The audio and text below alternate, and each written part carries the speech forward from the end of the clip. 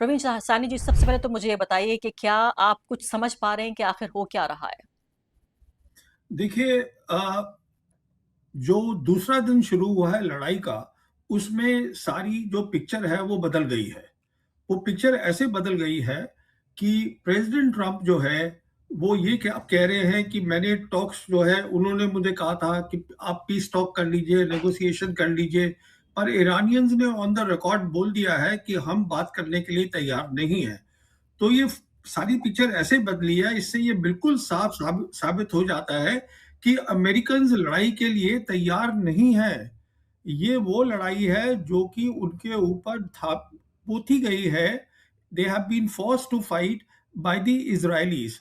और वो उसका कारण ये है कि जो उनकी स्पाई एजेंसीज हैं, मोसाद वगैरह, उन्होंने पता लगा लिया था, वो फॉलो कर रही थी सुप्रीम लीडर को कि ये फला टाइम पे जो है वो अपनी कॉन्फ्रेंस करेंगे और ओवरग्राउंड करेंगे।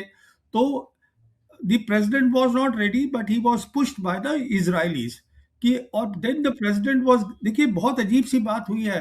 प्रेसिडेंट जो है, मेरे हिसाब से उनको ये बता दिया गया, इजरायलीज ने उनको बताया है कि अगर हम इनकी टॉप लीडरशिप को मार देंगे तो हम रिजीम चेंज कर देंगे, क्योंकि रिजीम चेंज करना इनका वो बोल रहे हैं हमारा ऑब्जेक्टिव है, वो कर देंगे। अच्छा, इन्होंने कंसल्ट नहीं किया किसी भी अपने अरब नेशन के साथ कि अगर हम सुप्रीम लीडर को मार देंगे तो क्या होगा, वो उनको कंसल्ट नहीं किया गया है। तो अभी इनकी सबसे बड़ी प्रॉब्लम क्या है, ये खुद तैयार नहीं है। इन्होंने सिर्फ बिल्डअप करा था कोहेजन के लिए, और कई चीजें बता रही है कि तैयार नहीं है ग्राउंड पे। अगर आप कहेंगी मैं डिटेल्स बता दूंगा।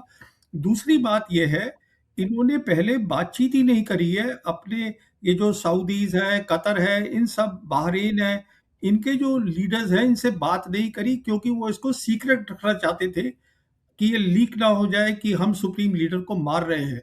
तो अभी वो एक दिन के अंदर पासा ऐसा पलट गया है। ट्रंप अंडर प्रेशर है, तैयारी है नहीं, लोकल लीडर से बात नहीं करी है, और अब क्या किया जाए ये इनकी समझ में नहीं आ रहा है। जी, प्रवीण जी, अगर तैयारी नहीं थी तब तो उनके सबसे बड़े नेता का उन्होंने कत्ल कर दिया। अगर तैयारी होती तो क्या होता? उनके कंपाउंड पर इस तरह से बमबारी की जाकर, वहां की सरहदों में, वहां के एयर स्पेस में जाके। हमें तो ये सब बताया जा रहा था कि वहां का जो एयर डिफेंस मैकेनिज्म है ईरान का, वो बहुत जबरदस्त है। तो अगर तैयारी नहीं थी तो उन्होंने सीधे उनका सर हत्या लिया। जो अयतुल्ला खामेनेई है, अब जो भी चाहते हैं, मुझे डोनाल्ड ट्रंप ने आज फॉक्स न्यूज को इंटरव्यू दिया है और कह रहे हैं कि उनके जो टॉप 48 लीडर्स हैं वो एक शॉट में चले गए। 48 leaders are gone in one shot and it's moving along rapidly, और तेजी से हम आगे बढ़ रहे हैं इस दिशा में। 48 नेता मार दिए, खामनेई साहब को मार दिया। देखिए, वो जो इन्होंने मारा है सबको, इनको मालूम ही नहीं है कि जो ईरानियंस हैं, वो पिछले साल जब लड़ाई हुई थी 2025 में, 12 दिन की लड़ाई, उसके बाद उन्होंने कुछ फैसले लिए थे, कुछ तैयारी करी थी। उसमें एक बड़ा फैसला ये था जिसको हम बोलते हैं डिसेंट्रलाइज्ड कमांड। मतलब अगर टॉप लीडर को मार दिया जाए तो नेक्स्ट लीडरशिप जो है वो टेक ओवर कर लेती है। इसलिए ये जो बात कर रहे थे रजीम चेंज का, रजीम चेंज तो हो ही नहीं सकती थी, क्योंकि वो रजीम तो एक रजीम का आप ऊपर से हटा दिया। रजीम क्या होता है? उसका मतलब होता है गवर्नमेंट चेंज। अगर आप टॉप लीडर को मार देंगे तो सरकार थोड़ा ना बदल जाएगी, वो नेक्स्ट वाला उसकी टेक ओवर कर लेगा। और इसके कारण इन्होंने किसी को बताया नहीं। ये जो बिल्डअप था, मेरे हिसाब से ये किया जा रहा था बिल्डअप, कि हम जो डिप्लोमेटिक स्टॉक चल रही थी, ये इनडायरेक्ट टॉक्स जो हो रही थी ओमान के थ्रू जिनीवा में, उसमें हम इन पे और प्रेशर डालें, और वो काम कर रहा था। काफी कुछ जो था वो मान गए थे on the nuclear issue. Iranians had agree to that. वो ओमान के जो लीडर थे उन्होंने कहा है ये सब कुछ। पर ये अचानक मेरे हिसाब से बीच में इजरायलीज आ गए कि देखिए, हमें खबर मिल चुकी है पक्की कि जो अली खमेनी है, इनका सुप्रीम लीडर, वो इतने और लोगों के साथ यहाँ पे बातचीत करेंगे, तो ये बहुत अच्छी अपॉर्चुनिटी है। तो उसका उन्होंने फायदा उठाया। इनको लगा कि जैसे इन्होंने वेनेजुएला में किया था, हम्म। टॉप लीडर को उठा लिया तो सब कुछ बदल गया। ईरान में ऐसा नहीं होगा, ये इन्होंने सोचा नहीं। इन्होंने अपने लोकल जो इनके अपनी जो किंगडम्स हैं उनसे सलाहबाजी नहीं करी। अब किंगडम्स जो है वो फंस गई हैं बहुत बुरी तरीके से। वो इसलिए फंस गई हैं क्योंकि जो इंटरसेप्टर होते हैं, जो एयर डिफेंस सिस्टम्स होते हैं, वो उनके पास है ही नहीं। अमेरिका अमेरिका के पास बहुत तादाद में, जो कि वो जहाँ भी उनकी बेसेस है, वो सभी को सप्लाई कर सके, वो उसमें कमी है। जी हाँ। इसलिए ईरानियंस ने समझदारी से इनकी बेसिस पे अटैक किया है। उसके बीच में इन्होंने सुप्रीम लीडर को मार दिया। अभी जो किंगडम्स हैं सारी वो घबरा रही हैं, बिकॉज़ वहाँ लोग जो हैं ये बहरीन में देखिए जल से निकल रहे हैं, बहुत बड़े-बड़े। अभी अगर वो कुछ वो उन्होंने अपनी एयर स्पेस बंद कर दी है। वो इसलिए बंद करी है कि अगर वो अलाउ करते हैं अमेरिकन्स को, हमारी एयर स्पेस आप यूज़ करिए, यहाँ से फ्लाइट चलाइए, तो वो किंगडम्स को अपने लोगों से ही खतरा हो जाएगा। कि आप ये सब कर रहे हैं। तो ये टोटल एक कन्फ्यूज़न है ऊपर से। प्रेज़िडेंट ट्रंप ने कांग्रेस से परमिशन नहीं ली है, कांग्रेस की ऑथराइज़ेशन नहीं है, 4 तारीख को कांग्रेस का सेशन है, मार्च को परसों। तो ये सब तैयारी हुई कुछ नहीं है, ये बहुत क्लियर है, मैं ये 1 आपसे दिन में पता जी हाँ, मैं चलेगा। आपसे बिल्कुल जानने की कोशिश करूँगी और ख़ासकर मुझे लगता है आप बिल्कुल सही इंसान हैं ये जानने के लिए। मुझे याद है जून के महीने में भी जब ये पूरा अमेरिकी हमला हुआ था ईरान पर, शायद आप ऐसे पहले व्यक्ति थे या एक ही व्यक्ति थे जिसने कहा था कि ईरान की ताकत को कम करके नहीं आंकना चाहिए। और मैंने आपसे नहीं कई और रक्षा विशेषज्ञों से बात की थी, इसमें सिर्फ़ आपकी बात अलग थी। आपने कहा था कि लोहे के चने चबा देगा ईरान, अब उसकी मिसाइलों का आपने ज़िक्र किया था और मैं यहाँ कहते हुए मुझे खुशी हो रही है कि आप सही साबित हुए थे। न सिर्फ़ कि ऑपरेशन सिंदूर के वक़्त बल्कि ईरान की भी जब जंग हुई थी तब भी आप सही साबित हुए थे। मैं उस पर एक ही पल में आती हूँ, ईरान की कमज़ोरियाँ और ईरान की मज़बूती दोनों की जानने की कोशिश करूँगी और ईरान के साथी कौन से हो सकते हैं ये भी मैं आपसे जानूँगी। लेकिन मैं जो हैरान हूँ जिस बात पर वो ये कि जिन मिलिट्री बेसिस का आप ज़िक्र कर रहे हैं, वेस्ट एशिया के जो बाकी देश हैं, ज़्यादातर जो अरब देश हैं, उनमें जो ईरान हमले कर रहा है, मैं ज इस दौरान जब से आपसे बात कर रही हूँ हेडलाइन्स देखिए क्या हैं। हेडलाइंस ये हैं कि किस तरह से सऊदी अरब पे हमला किया गया है और सऊदी अरब में भी कहाँ, सऊदी अरब में बात हो रही है कि उनकी ऑयल रिफाइनरी पर, डेटा सेंटर पर यूएई के, इसके अलावा शारजाह में एक जो मॉल है अभी भी वो जल रहा है, उसमें आग नहीं बुझ पाई है। तो इनको मिलिट्री बेसिस तो नहीं कह सकते, तो यहाँ तो कोई फौजी नहीं है, क्यों कर रहा है ईरान ऐसा? देखिए, ये एक बहुत सोची-समझी स्ट्रैटेजी है। इरानियंस लोग सोच रहे हैं, इन्होंने शुरुआत करी थी मिलिट्री बेसिस के साथ, तब उन्होंने रियलाइज़ किया कि अभी इन्होंने जो सुप्रीम लीडर को मार दिया है, जलसे हो रहे हैं। अब इन्होंने थोड़ा-सा जैसे रिफाइनरीज़ को उड़ा दिया, अमेज़न सेंटर हट उड़ा दिया दुबई में जो आप बता रही हैं। उसका मतलब ये है कि जो अब लोकल ये किंगडम्स हैं, ये प्रेशर डाल रही है अमेरिका पे सॉरी कि आप लड़ाई बंद करिए। अब जैसे उन्होंने जो साउथ के जो किंग हैं, उन्होंने तो साफ बोल दिया है कि हमको जो है हम इसमें नहीं पड़ेंगे and they are not retaliating. उन्होंने एयर स्पेस अपनी बंद कर दी है। तो ये सब प्रॉब्लम्स खड़ी हो गई हैं क्योंकि something like 40,000 troops of America वो इन सब बेसेस में हैं और देखिए कितनी तबाही हो रही है। जो इनका 5th फ्लीट का हेडक्वार्टर्स है बहरीन के अंदर, उनके हेडक्वार्टर्स को ईरानियंस ने मिसाइल दाग दी है वहाँ पे। तो कहने का मतलब ये है कि इनकी 2-3 गलतियाँ रहीं बहुत बड़ी। पहली, इन्होंने समझा ही नहीं कि सुप्रीम लीडर को मारने का मतलब क्या होगा। जैसे कि मैं समझता हूँ जो सुप्रीम लीडर है उनका अली खमेनी जो थे, वो he was equivalent to a pope for the Shias. तो उसमें आप देखिए हिंदुस्तान में भी जलसे निकल रहे हैं, हर जगह हो रहा है। तो ये तो इनको समझ में ही नहीं आया, इनको लगा रेजिम चेंज हो रही है। दूसरा, इन्होंने खुद तैयारी ही नहीं करी थी। तैयारी मैं इसलिए कह रहा हूँ, क्यों नहीं करी थी, इनके पास इंटरसेप्टर्स नहीं है काफ़ी। फिर जो इनका एक न्यूक्लियर पार्ट एयरक्राफ्ट कैरियर है अब्राहम लिंकन, जो इनका गल्फ ऑफ ओमान में था, उसमें खबर आई कि जो ईरानियंस हैं उन्होंने 4 बैलिस्टिक मिसाइल दाग दी हैं जो कि कबूल नहीं रहे हैं pentagon. But the very fact कि उन्होंने उसको वहाँ से हटा दिया है, अब वो गल्फ ऑफ ओमान में नहीं है। इसका मतलब ये सब बिल्डअप हो रहा था, पर फैसला नहीं लिया गया था कि लड़ाई करनी है। इसका मतलब ये है कि जो उनकी सेंट्रल कमांड है अमेरिका की, मैं आपके दर्शकों को बताना चाहता हूँ, उनकी सब कमांड्स में से सबसे ज़्यादा वॉर एक्सपीरियंस सेंट्रल कमांड को है।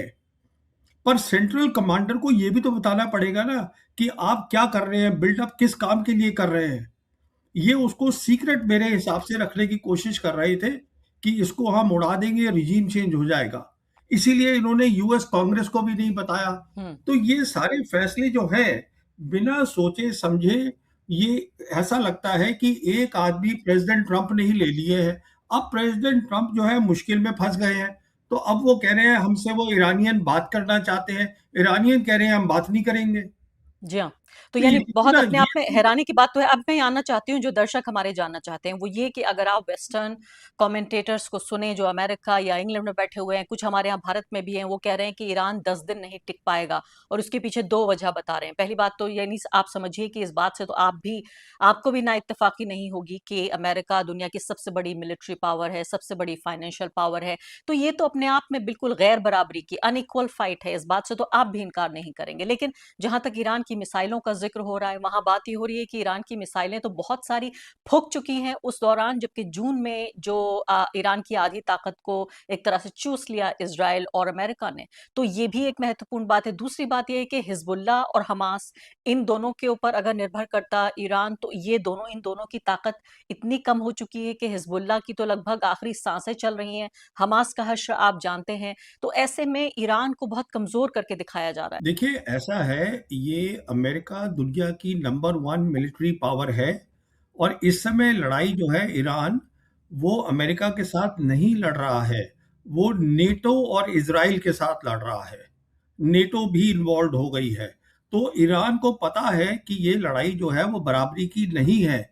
पर हुआ क्या है कि जो मौके हैं, सर्कमस्टांसेस हैं, मैं आपसे ये कहना चाहता हूँ, वो ईरान को फेवर कर रही है। और क्या चीज़ें उनको फेवर कर रही हैं? पहली बात तो जो उनकी बेसेस हैं और उनकी किंगडम्स हैं, वहाँ पे हाहाकार मची हुई है कि जो लोग हैं कहीं वो बगावत ना कर दें किंगडम के खिलाफ, किंग के जो उनके ये जो शेख वगैरह है इसके खिलाफ ना कर दें। वहाँ पे क्योंकि वो लीडर को मार दिया है, सुप्रीम लीडर को शिया के, वहाँ पे ये चल रहा है। फिर इंटरसेप्टर्स नहीं है, सेंटकॉम का प्लान नहीं बना है। मैं ये नहीं कह रहा हूँ कि अमेरिका सब ये ठीक नहीं कर सकता, मैं ये कह रहा हूं कि उनकी तैयारी नहीं थी। और अब जो है यूएस कांग्रेस 4 तारीख को वो बैठ रही है और जो उनकी वॉर पावर्स हैं ही नहीं, इसकी ट्रंप की, प्रेसिडेंट ट्रंप की, देखिए जो वॉर पावर्स होती हैं वो यूएस कांग्रेस के पास होती है, पर जो प्रेसिडेंट होता है उसके पास इमरजेंसी पावर्स होती है। इमरजेंसी पावर का मतलब ये होता है कि अगर आपकी नेशनल सिक्योरिटी को खतरा हो, तब जो है अमेरिकन प्रेसिडेंट एक्शन ले सकता है। पर अगर कोई लॉन्ग टर्म थ्रेट है, उसके लिए आपको यूएस कांग्रेस में जाना है। इसलिए जो अमेरिकन प्रेसिडेंट ट्रंप साहब हैं वो केस बना रहे हैं कि हमें खतरा है, क्योंकि वो मिसाइल हमारी जो बेसिस हैं उनके ऊपर डाल रहे हैं। पर जो उनके दूसरी साइड के जो सेनेटर्स हैं, उनका ये कहना है कि देखिए जो है अमेरिका के होमलैंड को खतरा नहीं है, उनके पास वो लंबी मिसाइल्स है ही नहीं। तो ये कहने का मतलब ये है, अब मिड टर्म इलेक्शन भी वहाँ आ रहा है, उनकी जो अपनी मागा बेस है, वो नाराज़ है, उनकी रेटिंग गिर गई है। मैं ये नहीं कह रहा हूँ कि अमेरिका कमज़ोर है या ईरान अमेरिका के साथ लड़ सकता है। मैं ये कह रहा हूँ कि जब आप जंग शुरू करते हैं, तो दूसरी तरफ ईरान भी तैयार था पूरा इसके लिए, क्योंकि उन्होंने सबक सीख लिए थे पिछले साल के। तो वो 1 या 2 दिन में तो नहीं जा रहे हैं, ये बात तय है। और किसी का कहना कि 10 दिन में लड़ाई पे हार जाएँगे, ऐसा भी कुछ नहीं होने वाला है। क्योंकि अब ये भी कहा जा उनके रहा है कि ईरान सिर्फ इतना कर सकता है कि इस लड़ाई को जितना लंबा चाहे वो लंबा चला ले। एक तो बात ये, दूसरी बात ये है कि ईरान का बहुत ही एक तरह का सुइसाइडल उसका रवैया है। वो ये कह रहा है कि हम तो डूबे हैं सनम, तुमको भी ले डूबेंगे। ये जनरल बख्शी कह रहे थे किसी टेलीविजन से बातचीत में कि उनको पता है कि हम हारेंगे, लेकिन आपको भी हम साथ में लेके मरेंगे। ये बात हो रही है क्योंकि जो अयातुल्ला खामनेई हैं, वो चाहते तो बंकर में छिप सकते थे, लेकिन वो बंकर में नहीं गए। वो बाकायदा अपने उसी घर में रहे, अपने पूरे परिवार के साथ रहे। एक तरह की आत्महत्या है ये। देखिए, मैं इस पूरी उनकी जो दलील है, आर्गुमेंट है, ये मुझे बेवकूफ़ी का आर्गुमेंट लगता है। मैं इससे बिल्कुल सहमत नहीं हूँ। उसका कारण बहुत सीधा है। ईरानियंस ने, जैसे मैंने बोला, उन्होंने 3 अपनी चीज़ें तैयार करी थी। पहली चीज़ उनके पास क्या था, डिसेंट्रलाइज़ कमांड करा था उन्होंने। लेसन सीख कर 12 डे वॉर का, कि अगर एक लीडरशिप खत्म हो जाती है तो दूसरी टेक ओवर करेगी, ये उन्होंने कर लिया था। दूसरा उन्होंने क्या किया था कि जो उनकी कमी पेशियां थी 12 डे वॉर की, वो चीन और रशिया ने उनकी मदद करके भर दी हैं। ये समझना चाहिए, चीन ने उनकी बहुत ज़्यादा मदद करी है इस बार, और चीन उतनी मदद करेगा ईरान की, जैसे उसने पाकिस्तान की करी थी हिंदुस्तान के खिलाफ ऑपरेशन सिंदूर में। तो अब वो डिटेल की बात है, आप कहेंगी मैं वो भी बता जी दूंगा, हाँ, ये मुझे दूसरी डिटेल बात उस है। बारे में ज़रूर बताइए, क्योंकि जो खबर आ रही है वो यही है कि क्या चीन, इसके अलावा रूस और क्या नॉर्थ कोरिया तक भी क्या ईरान के साथ आ सकते हैं? अगर आएंगे तो किस तरह की मदद करेंगे? क्या हथियार देंगे, फौजी देंगे, इंफॉर्मेशन देंगे, क्या देंगे? देखिए देखिए, अब जंग जो है वो अलग, ऐसा कुछ नहीं होगा कि अमेरिकन अपने सैनिक अंदर भेज देंगे या इजराइल सैनिक भेज देंगे जमीन पर ईरान में, जो कि 1000 किलोमीटर दूर है इजराइल से। ऐसा कुछ नहीं होने वाला है। और जहां तक मदद का सवाल है, देखिए, जो आज उनके पास, जिसको हम बोलते हैं मिडिट सबमरीन्स, छोटी सबमरीन्स, वो उन्होंने बहुत सारी नॉर्थ कोरिया से ली है। वो मिडिट सबमरीन्स हैं, वो जो उन्होंने कहा है ना, हम स्ट्रेट ऑफ हॉर्मुज को बंद कर देंगे, और वो बंद हो चुका है। वहां से कुछ नहीं हो रहा है, कोई ऑयल नहीं जा रहा है। ये प्राइसेस बढ़ेंगे। तो जो आपको ये दलीलें दे रहे हैं, उनको ये सब सोचना चाहिए। हरमोज अगर बंद हो जाता है, अब्राहम लिंकन को उन्होंने वहां से हटा दिया है, क्योंकि वो पूरा एरिया जो है वो वेस्टर्न इंडियन ओशन रीजन जो है, वहां उनको खतरा दिख रहा है अमेरिकन को। कहने का मतलब ये है कि अमेरिका की ताकत बहुत है, ईरान तैयारी करके बैठा था, ये आप समझने की कोशिश करिए। और ईरान जो है वो बेवकूफ़ों की तरह भाग कहीं नहीं रहा है। ईरानियंस लड़ेंगे। जब आपकी 5000 ईयर्स सिविलाइजेशन होती है, यू फाइट। लड़ाई को अगर अगर लड़ाई को आप बोल रहे हैं कि वो भाग रहा है, तो ये तो बहुत बेवकूफ़ी की दलील है। ये क्या है? तो कहने का मेरा ये मतलब है, उनके अगेंस्ट जो ऑपोजिशन है वो बहुत ज़्यादा है, इसमें कोई शक नहीं है। पर वो तितर-बितर है। उसमें एक प्लान नहीं है। लड़ाई के लिए आपको एक प्लान चाहिए होता है, हर कमांडर को पता होना चाहिए क्या है। वो मेरे हिसाब से अभी अमेरिका में नहीं है। अब वो नेटो भी उसमें आ गया है। क्यों आया है नेटो? उसका कारण ये है कि उनकी बेसिस पे भी अटैक हो गया है। ब्रिटिश बेस जो है वो साइप्रस में, वहां पर अटैक कर दिया है इन्होंने। तो ये कहने का मतलब ये है, प्रेशर डाल रहे हैं प्रेसिडेंट ट्रंप के ऊपर। और वो भी ठीक कह रहे हैं ईरानियंस कि 2 बार पहले आप हमें धोखा दे चुके हैं। जब टॉक्स हो रही थी, एक तो पहले वो जेसीपीओ थी, उसके अंदर प्रेसिडेंट ट्रंप ने वहां से विड्रॉ किया, जो ठीक ठाक चल रहा था। उसके बाद प्रेसिडेंट ट्रंप, जब ये 12 डेज वॉर हुई है, तो नेगोशिएशंस चल रही थी। उसके 2 दिन पहले आपने अटैक करवा दिया। अब फिर नेगोशिएशंस चल रही थी जिनीवा के अंदर, आपने अटैक कर दिया। तो मैं ये आपसे कहना चाहता हूँ, बड़ी सिंपल सी बात है कि ईरान की तैयारी है। ईरान लड़ेगा, कितनी देर तक लड़ेगा ये कहना मुश्किल है, पर जो मैं कह सकता हूँ दावे के साथ, हर दिन जो पिक्चर बदल रही है वो अमेरिका के लिए अच्छी नहीं है। जी हाँ, और इसमें कई अमेरिका की बातें मैं नॉट हाँ, मैं कई बातें नॉट नोट ओनली करना चाहती हूँ। जी, श्योर। नॉट ओनली जी, देखिए, नॉट ओनली जंग के लिए अच्छी नहीं दिख रही मुझे पिक्चर। ताकत बहुत है अमेरिका में, इसमें कोई शक नहीं है, इसको कोई नहीं बोलेगा कि ताकत नहीं है। पर उनकी पिक्चर रोज जैसे बदल रही है, वो अच्छी नहीं दिख रही है। और दूसरा, सबसे बड़ा आज प्रॉब्लम क्या होगी अमेरिका को, अगर अमेरिका ने इंसिस्ट करके बातचीत करी, इसीलिए ईरानियंस उसको ड्रैग कर रहे हैं, इमीडिएटली बात नहीं कर रहे हैं, तो उसका इम्पैक्ट जो है लोग देख रहे हैं। इसके बाद जब लड़ाई, मान लीजिए नेगोशिएशन शुरू हो जाती हैं, उसके बाद क्या होगा कि ये सारी किंगडम सोचेंगी कि क्या हमने खतरा मोल ले लिया इनकी यहाँ बेसिस से, क्या हम इनको बोलना चाहिए कि आप यहाँ से चले जाइए। कहने का मतलब ये है कि जियो पॉलिटिक्स मिडल ईस्ट की बदल जाएगी। बिल्कुल।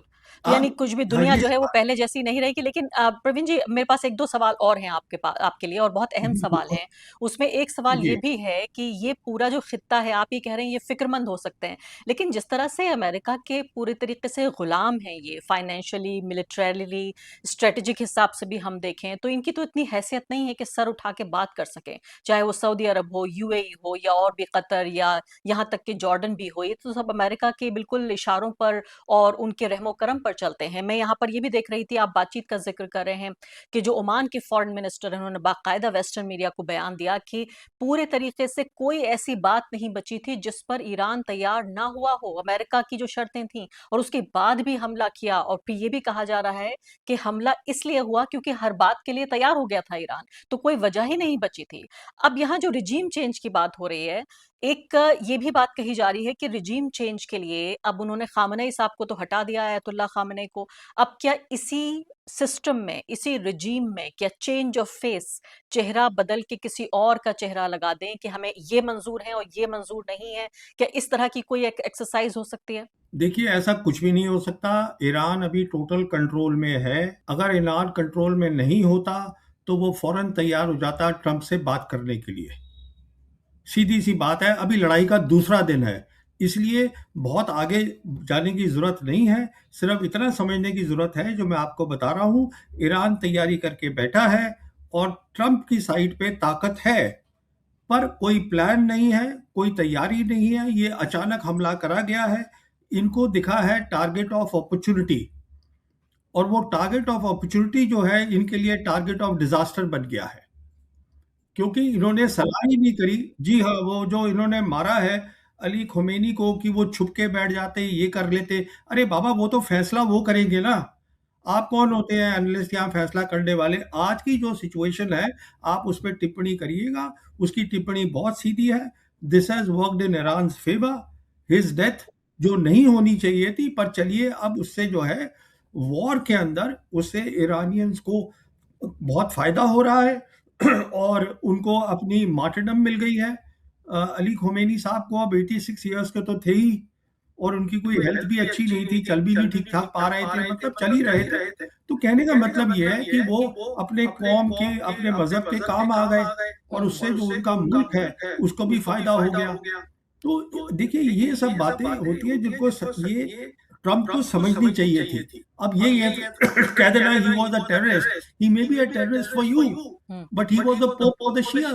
हुँ। You have to understand that part. और इसके तो इन अलावा लोगों की प्रवीण जी, इसके अलावा जी, ये भी जो इस्लाम धर्म में पूरा शहादत का जो कॉन्सेप्ट है, जो करबला से आया है और ख़ासकर शिया जी, जो सेक्ट है, उसमें तो बहुत अहमियत है और इसीलिए हम देख रहे हैं कि जो जुनून है इस वक़्त, मुझे लगता है कि जो सरकार के खिलाफ रहे होंगे ईरान में, वो लोग भी सड़कों पर आ गए हैं क्योंकि वो ये नहीं चाहते थे, वो चाहते थे तब्दीली आए, लेकिन वो ये नहीं चाहते थे कि इस तरह अमेरिका उनके घर में घुसकर उनके सबसे बड़े नेता की हत्या कर दे। और इसीलिए पूरी दुनिया में जो ये गुस्सा और गम का पूरा जो मौसम आ गया है, तो इस बात से क्या अमेरिका, क्या उसके एडवाइजर डोनाल्ड ट्रंप के ये नहीं बताते उन्हें कि उन्होंने रिजीम को जिसको चेंज करने की बात कर रहे थे, उसी रिजीम को तो उन्होंने कहीं ज्यादा मजबूत कर दिया? देखिए, इनकी ये बात समझ में नहीं आती, और ये एरोगेंस है अमेरिकन पावर की, मिलिट्री पावर की, कि हम कुछ कर कह देंगे तो वो हो जाएगा। तो वो अब दुनिया बदल गई है, सीधी-सी बात है। इनके ऊपर ऐसी बात नहीं है जो लोग समझ नहीं रहे हैं। चाइना और रशिया का भी बहुत प्रेशर आ रहा है प्रेज़िडेंट ट्रंप के ऊपर। ऐसी बात नहीं है, वो हथियार भी उनको दे रहे हैं, उसको मदद भी दे रहे हैं। आज जो ईरान टारगेटिंग कर रहे हैं, एक्यूरेट टारगेटिंग, वो बेदू सिस्टम के कारण कर पा रहे हैं, जो चाइनीज़ का बेदू सिस्टम है। वो इस समय दुनिया का नंबर 1 सिस्टम है, वो जीपीएस से बेहतर है। तो और इन सब बातों को किस तरह काम समझना है करता है? पहले। और रूस क्या जी। करेगा? रूस तो पहले से ही, पुतिन तो पहले से ही एक जंग में अपने को इन्वॉल्व किए हुए हैं यूक्रेन के साथ, तो वो किसी स्थिति में है क्या मदद करने की? देखिए, वो कर तो रहे हैं। वो अभी जो एक उनका एयरक्राफ्ट है, जिसने कि इसका ईरानियन एयरक्राफ्ट जो है, उसने इराक में हमला किया है, that's a Russian aircraft. You see, so कहने का मतलब ये है, they have given them layered defence, बहुत चीजें दी हैं, और they are putting lot of pressure on America to come and talk and stop this war. से मुझे बताइए, अगला आने वाले हफ्ते में क्या कुछ हो सकता है? इतनी जंगें आपने देखी हैं, इस जंग में क्या होगा? देखिए, पहली बात तो ये है कि मैं समझता हूँ, अगर दूसरे दिन में ही प्रेसिडेंट ट्रंप ने कह दिया है कि वो हमसे बात करना चाहते हैं, तो प्रेसिडेंट ट्रंप जो है वो पहल कर रहे हैं कि नेगोशिएशंस हो जाएं। किसी तरीके से ईरानियंस नहीं मान रहे हैं। मेरे हिसाब से ईरानियंस अगर वो ऐसे ही उनको बोलते रहेंगे, तो हो सकता है वो मान जाएं। क्योंकि वो इसलिए नहीं मान रहे हैं, क्योंकि ये बार बार धोखा दिया है उनको। ये नेगोशिएशंस बोलते हैं, फिर तैयारी कर लेंगे। अब ताकत तो उनके पास है, सिर्फ उनका जो पूरा ऑपरेशनल प्लान है वो काम नहीं कर रहा है। तो उसको वो ठीक-ठाक कर लेंगे, फिर जंग शुरू कर देंगे। तो उसकी कौन गारंटी लेगा? उसके लिए ईरानियंस बैठे हुए हैं। आप वो करवा दीजिए, सब कुछ ठीक हो जाएगा। जहाँ तक कि लोगों का ताल्लुक है, जहाँ तक रिजीम्स का ताल्लुक है, जहाँ तक जियोपॉलिटिक्स का ताल्लुक है, वो बदल चुकी है। उसमें कोई शक नहीं है। अब जंग के हिसाब से बताइए अब क्या होगा? ईरान क्या हमला करता रहेगा इन्हीं मिलिट्री बेसिस पर, वेस्ट एशिया के तमाम देशों पर? क्या अमेरिका और इज़राइल अब इस हमले को और ज़्यादा बढ़ाएँगे ईरान में? क्या होगा? देखिए, इज़राइल के पास कोई ख़ास ताकत है नहीं। ये हमने 12 डे वॉर के अंदर भी देख लिया था। 12 डे वॉर में उनके पास इंटरसेप्टर्स ही नहीं थे ईरानियन मिसाइल्स को रोकने के। छोटा-सा मुल्क है और इसीलिए उन्होंने ये उनके पूरे ये जो आयरन डोम की बात होती है, पेट्रियट सिस्टम की बात होती है, वो देखिए ये कुछ कर सकते हैं पर इससे ज़्यादा नहीं कर सकते। It's all limited. तो ईरानियन मिसाइल्स जा रही हैं और जहाँ तक मिसाइल्स का ताल्लुक है, अगर वो इस क्वांटिटीज़ में, इंटेंसिटी में मिसाइल्स फेंक रहे हैं, इसका मतलब ये है कि उनकी जो असली ताकत है, वो अभी तक उन्होंने दिखाई भी नहीं है। अब कब दिखाएँगे, कैसे दिखाएँगे? मैं आपको ये बताना चाहता हूँ, आपके दर्शकों को कि मेरी असेसमेंट ये है कि अमेरिका जैसे कि पहल कर रहा है नेगोशिएशन की, तो इसका सीधा जवाब यही हो सकता है कि जो किंगडम्स भी और प्रेशर डालें अमेरिका के ऊपर, और वो डाल सकती हैं। ऐसी बात नहीं है, वो वेसल स्टेट्स ही हैं, पर वो डाल सकती हैं क्योंकि उनके अपने मुल्क के अंदर जो है वो हाहाकार मची हुई है। तो कहने का मतलब ये है मेरा कि अब मानना है ईरान को लड़ाई के लिए। और जहाँ तक ये कहना कि उनके पास लिमिटेड मिसाइल्स हैं, देखिए वो लिमिटेड मिसाइल्स उन्होंने भी अपनी कैलकुलेशन करी है। वो लोग बेवकूफ़ नहीं हैं, वो लड़ाई करने के लिए तैयार हैं। For them it is a war of survival. They will fight, it's simple as that.